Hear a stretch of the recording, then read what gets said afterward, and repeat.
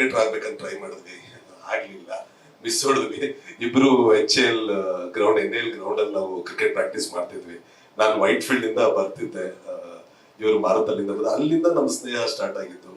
ಅಲ್ಲಿಂದ ಅದೇ ಹೇಳ, ತುಂಬಾ ಪ್ರೆಸ್ ಮೀಟ್ ಅಲ್ಲಿ ಓದು ಬರೋದಲ್ಲೆಲ್ಲ ತುಂಬಾ ವೀಕ್, ಸಿನಿಮಾ ಇಂಡಸ್ಟ್ರಿಗೆ ಅದ್ ಬೇಕಾಗಿರ್ಲಿಲ್ಲ ಅಂತ ಒಂದು ಗೊತ್ತಿತ್ತು, ಒಂದು ಆಕ್ಟಿಂಗ್ ಇದೆಲ್ಲ.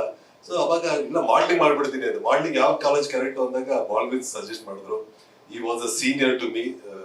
ಸೊ ನಾನು ಎಂಟ್ರಿ ಕೊಟ್ಟಿದ್ದು, ಅವ್ರ ಎಕ್ಸಿಟ್ ಇತ್ತು ಅಲ್ಲಿ ಕಾಲೇಜಲ್ಲಿ.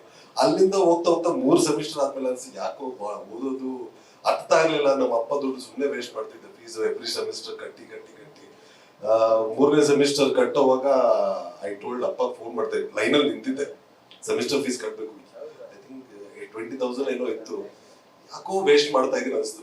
ತುಂಬಾ ಚಿಕ್ಕವಾಗಿ ಅನ್ಸಿದ್ರೆ ಇನ್ನೂ ಉಳಿಸ್ತಾ ಇದ್ದೆ ದುಡ್ಡು ನಮ್ಮ ಅಪ್ಪಂದು. ಬಟ್ ಈ ಟೈಮಲ್ಲಿ ಅನ್ಸ್ತು, ಹೋಗ್ಬಿಟ್ಟು ಕುತ್ಕೊಂಡು ಕೇಳಿದೆ, ಅಪ್ಪ ಯಾಕೋ ವೇಸ್ಟ್ ಅನ್ಸಿ, ಏನಾಗ್ತೀಯೋ, ಹೀರೋ ಆಗ್ತೀನಿ ಅಂತ.